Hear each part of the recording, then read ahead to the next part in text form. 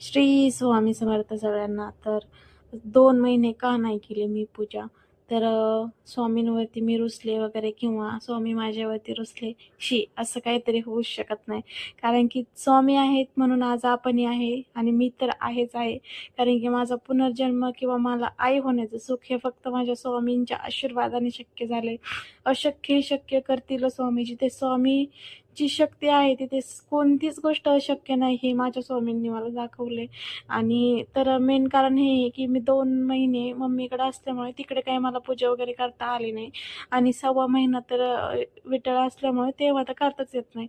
आणि स्वामींच्या याच्यात लिहिलेलं आहे गुरुचरित्रात वगैरे नाही का, स्वामींनी सांगितले बाईचा विटाळ हा कधीच नसतो, पण काय आपल्या समाजाच्या प्रथा आहे त्यामुळे आपल्याला विटाळ हा धरावाच लागतो.